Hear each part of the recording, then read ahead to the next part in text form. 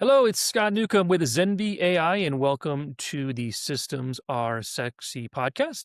Today, I'm joined by Alok Gupta. He is the founder of Autoreal. He brings a rare mix of big tech engineering experience and real estate investing insights.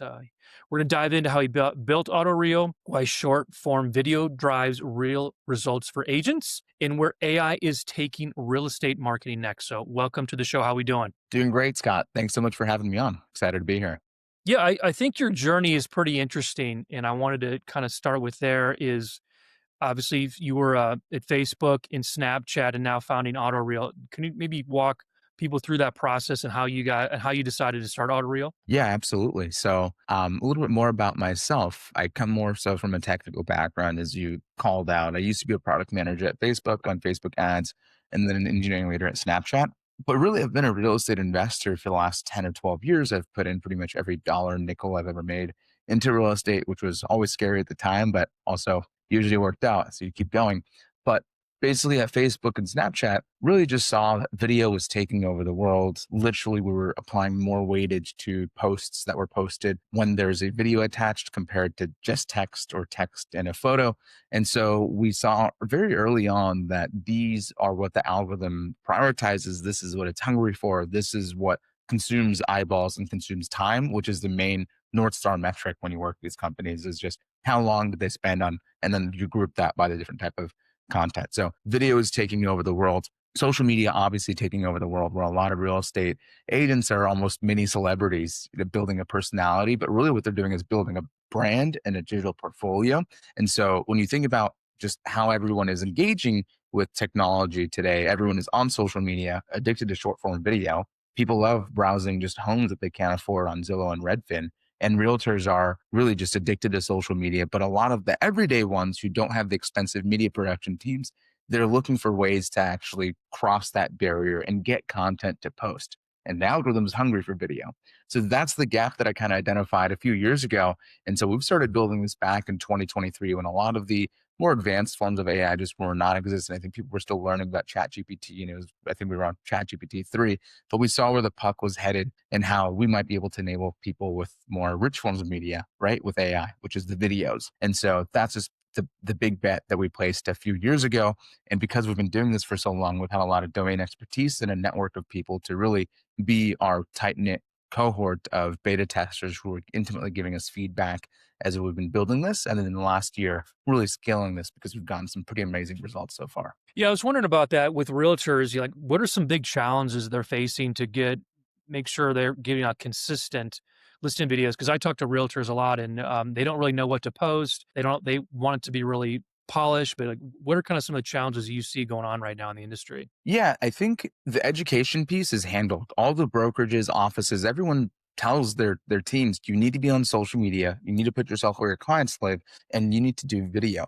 So the challenge for the realtors has been really it boils down to cost and money, like most things in life, right? You can spend your time on Canva or CapCut or Photoshop, Adobe Premiere, spending all this time trying to stitch together some photo or video assets and try to get content for social media. But that takes time away from activities that actually grow your business or are needed to grow your business and actually use your license, which is spending time with your clients, doing open houses, doing lead gen activities through CMAs and things like that. And so the barriers they face are that oftentimes videos are at least $300 to get started with. The commission may not fully justify that investment. It also takes time if they want to DIY it with all these different tools and put something together and build that brand. And so they're hungry and they've been aching for a solution. And finally, that's the gap we've filled. And we're that solution for a lot of the realtors who are using technology and AI to solve this gap for them. Yeah. So how does it work? Let's say I'm a realtor and I'm interested in working with you. What does that process look like? Yeah. So essentially, what realtors will do, all of them will buy the listing photos anyways. That's something that's absolutely essential. They all work with their photographer. So everyone has their listing photos, but they need the video, and the photographer can give it to them, but they're going to charge them a few $100 to get it. And it certainly makes sense for the multi-million-dollar listings. AI is not taking away videographers or humans. It's just helping fill in the gaps where sometimes solutions didn't exist. So in this case, the real estate agents take the listing photos that they already have and they basically upload those photos to our platform at Autoreal. They upload their listing photos, and then we literally spin out a video, a reel that is done for them with music and captions and branding and everything all done for them. So they don't need to spend the time to shoot the video or edit the video, and it's ready to post on social media. And then we've also baked in social media captions. So with each listing video, you also get a caption ready to go as well, optimized for that listing video, but also the channel that you're going to go and post it on. So it's a completely done for you solution. And it takes about 3 clicks and 10 minutes to get it. And like all things, right, your product or solution needs to be 10 times better than the existing. And so here, this is that aha moment, that light bulb that realtors get when they see the video in 10 minutes done for them for less than the cost of Chipotle these days. Yeah. You had mentioned AI. I'm wondering how much of your platform utilizes AI? It's like 99% AI. That's just been something that we've been working on for the last few years. And a lot of the work that we do and the services we provide wasn't existent prior to AI. So we just needed that to build an AI native platform that we are now providing for realtors who are looking to solve this pain point. I speak to realtors and sometimes I'll hear from them like they don't want to use AI or technology because they feel like it's going to lose their voice or their personality. And obviously, you had mentioned about becoming a brand. Do you handle objections or hesitations that agents bring to you about concerned, or does that even come up to you guys? Like, is there any objections from realtors if they want to work with you? No, I think the biggest one that we kind of see is really how do I differentiate myself if you already have 25,000 realtors using this? And for us, it's a matter of AI will get you maybe 95% of the way there, but there's a few things that determine the outcome. One is just garbage in, garbage out. So you're still responsible for getting good listings, getting good listing photos by working with a good photographer. And then finally, you get to choose the template, the call to action, the music. Those are all you. We don't come up with those for you. And perhaps in the future, it's much more personalized and it's done for you. So all of that is already there. But right now, those things around what's your call to action? Are you giving away a CMA after this? Or are you looking to book a call? Or are you looking to share insights? That's up to you. The text style templates, all those things are for you as an option for you if you create the video. The second objection or question that we essentially get is users or realtors really getting confused and thinking that, hey, I have one listing, which means I can only create one video. And that's just a misconception that the smart ones have already resolved. I think, first of all, a lot of the smart ones will, first of all, just create a tons of reels for past listings to showcase not just the coming soon and open house properties, but the ones that are under contract or sold. And those have different intents and outcomes and call to actions. Those are to market to other prospects in the neighborhood or community to try to win other listings in that locality. So that's one aspect is the use case and intent is different. Number two is you just need volume and consistency for the algorithm. So rather than having just one video for each listing, we're seeing people create 3 or 4 videos per listing because you'll have it coming soon, a open house, an under contract, a sold, but also you'll typically get 30 to 60 photos per listing anyways. So you could create a few different reels of that are consisting of 10 photos each. And so you showcase a different part of the home in different teaser trailers as well. Again, giving you diversity, giving you volume, giving you consistency at a fraction of the cost that you used to be able to get if you're DIYing anything yourself for social media. Do you share best practices with realtors? Like, hey, this is what we've seen be effective for other people that we've worked with? Yeah, so we're actually trying to find good ways to educate everyone, right? I mean, the starting point is we have a great resources page which shows just best practices on creating polished reels to begin with how-to videos with yours truly around how to use these different parts of the platform. And also we try to not overwhelm people with all the different features and capabilities. So we have AI voiceovers and AI avatars, but your first time creating a video, you're probably not going to use those features. And we keep it hidden away or not hidden away, but nested in. So you can add those as an overlay if you want afterwards. So that way you're creating the video and you're getting off the platform or later and you can add in your voiceover and avatar afterwards. So slowly educating them just by showcasing them or nudging them towards those features. And then what we're starting to ramp up now on is just additional webinars that we do with folks in our community to showcase best practices, not on Autoreel, but best practices on social media, video, and AI. I have a webinar on this tomorrow with a group over at Realty One, and they're super interested in just how to make the most of social media to build a brand. And this is just a tool that helps solve this broader problem that we're all trying to solve. So sessions like that are ways that we're trying to educate them. Right. Yeah, I think what's interesting too is people that are listening that maybe you want to get into property tech industry that maybe not do not know where to start or is and obviously you've been doing this for a couple of years now, and I'm wondering like are there if you were to give somebody feedback or advice that maybe is interested in being in the industry or maybe they started but their business hasn't scaled to like you guys have, what advice do you give to those people? First of all, I would say just listen a ton to your customers. Like we've been around for 2 years, but we actually didn't start actually selling it or pushing it from the go to market perspective until we got a holy crap reaction. And so that meant that we were building for a year, almost a year and a half, almost in silence around just having a tight knit cohort of realtors that we've transacted with or worked with or just ran into. Um, and they would just continuously be giving us feedback. We didn't start actually taking it to market until we got that holy crap, this is 10 times better than my existing workflow or solution.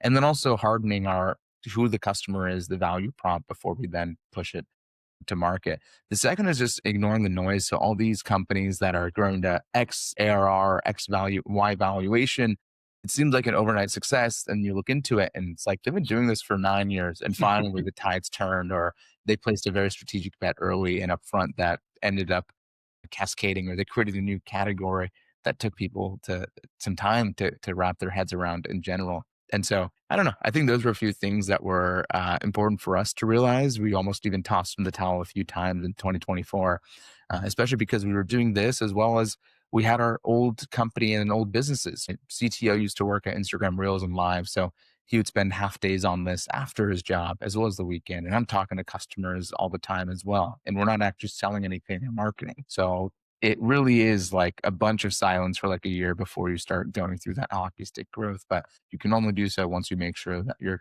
initial cohort is absolutely loving it. And the last one, just because now I just remember this and this is very interesting, was that if people are mad at you, that means you really struck a chord at the problem that you're trying to solve for them. And they're mad at not you, but perhaps the way you're tackling the problem or your approach to it. And so I remember this from maybe Thanksgiving 2024, where I used to get emails that were just paragraphs long or Loom videos that were 10 minutes long, just explaining how everything was broken and nothing was great. And that got me so excited because that meant that they really loved kind of what we were trying to do, even though in its current form, maybe it didn't check off all those boxes. And the problem space was the right one for us to go and tackle. And so I knew that we could cross that gap once we got there because we found our ICP and problem statement and the value we were trying to drive. We just had to go and actually execute at that point, which was easy to do once we got all the feedback. Yeah. Yeah, 10-minute loom means somewhere they love you. They're just not ready to admit to it yet because you're getting there, but maybe not exactly where they want to be. Yeah. Like your parents. Once you did go to market, what obviously your background probably helped in this for being on social media. What strategies work best for you once you decide to go to market and you're live now and introducing it to the world? Yeah, I think first and foremost, I think the biggest driver for growth is just creating something that people love. And it's not just something that people love, it has to be something that people love and will tell others about. Otherwise, there's no other way that you'll be able to get this out there. And so that's the first kind of thing, which is give something that people love. And I think we got a little lucky because video is very easy to show. Like you can literally just text a client or publish on social media and people ask how you did it. So just the problem that we want to solve inherently was easy to share distribution wise. And I think between, those two, those were like just big ones. And then just really just dog fooding, right? So if we're big believers in social media and video, we need to be marketing it with video first solutions on the social media platforms and putting our money where our mouths is and what we believe as well. So I would say those two. And then the last one is just giving tons of value and putting value into the universe. And over time it compounds and it comes back to you. So like I would do a lot of trainings and seminars and things like that, just showcasing people why social media and video is important. And maybe I would include a little snippet about Autoreal at the end. But through that way, you're helping people 80, 90% of that entire seminar or training, whatever it is. And then only 10% of it is the potential offer. Hey, actually, you could try out Autoreel and it's no risk to get started because there's a free trial or there's 3 free listing videos that you get. So you reduce any barriers and risk with actually trying it out while you're mostly just giving away value until people start coming to you one by one. Yeah, absolutely. That's great. So as you continue to grow, what challenges do you encounter now? Because I feel like a lot of I think we've chatted about this before, entrepreneurship, everything's, you know, rainbows and butterflies, but there's obviously challenges with it. I'm wondering now, as you start to grow, what are your challenges you're trying to tackle now? I've come to realize everything is hard. And so for us, the next phase is around growing the team and scaling the team. So it's a tougher job market out there, I think, in general. So we're getting hundreds and hundreds of applicants and we want to stay lean, mean, and efficient and move fast. And so I'm the recruiter, which means I'm sifting through hundreds of applications and figuring out how to allocate my time wisely on these interviews. So recruiting is number one. That's pretty hard for us. Number two is just around marketing. Like as you get more customers and more scale, your customer acquisition cost, you would hope goes down, but actually goes up because things just get more expensive inherently. Number three are in an AI first world, you mentioned how much of your platform is AI, and I answered 100% of it. So, what that means is it's not all profit. And so, our pricing model was very simple and transparent in that you pay X amount for your listing video done through Auto, right? Your Autoreal property video, and it's 12, 16, or $20 per video. But what that essentially means for these users is that no matter all the additional AI capabilities that I bake in there, I can't charge them more, but my costs are going up as I'm providing social media captions or AI photo editing and AI virtual staging. My costs are non-linear, but the cost for my customer is very linear. It's just a flat 12, 15, or 20, while my costs are continuing to increase.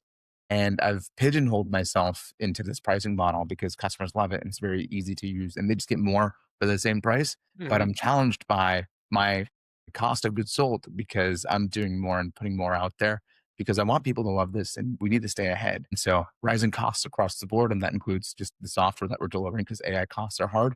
And I'm not charging users by the usage. We're just giving it away. That's a great point. I don't think people think like that in those terms.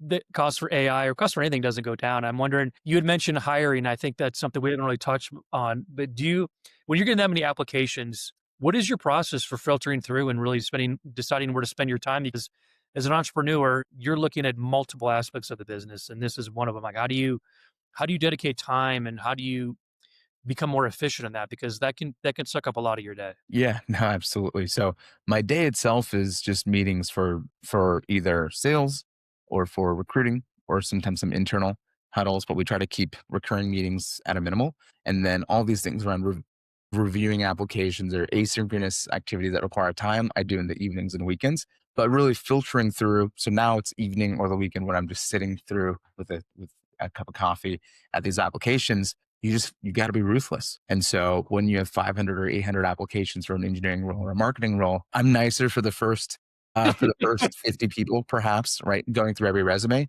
And then after 50, I'm looking at your LinkedIn headline, seeing if it aligns. Does the tech stack align?